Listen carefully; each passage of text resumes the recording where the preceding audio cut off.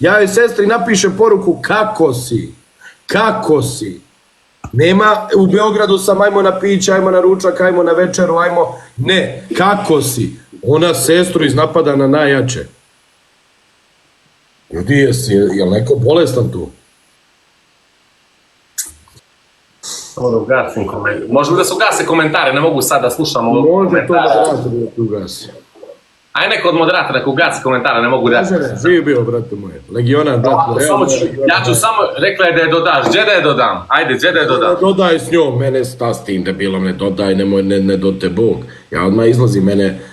Normalno, mene je dodavala radi gledanosti, normalno da jeste, ali ljudi, samo, znači nije ništa novo. Ljudi, nemojte da me, čik pogodi, ti si njena podrška, neću da vrijeđam nikoga, danima me uzima usta, danima sam ja nebitan, ajde samo, ne mogu ja ljudi nju da dodam, ona je, kako se zove neko nekada. Da uđe ovdje, nema šanse.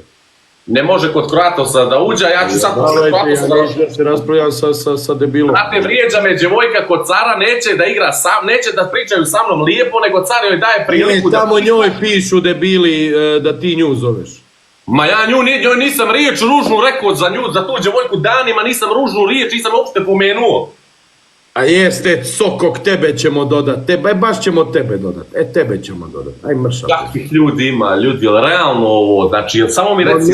Pa Lela, pa ništa, ja joj ništa ne pričam, ona me iznapadala zato što sam je sestri napisao kako si, ko što sam i Bori napisao kako si, ja sam dobar sa njima.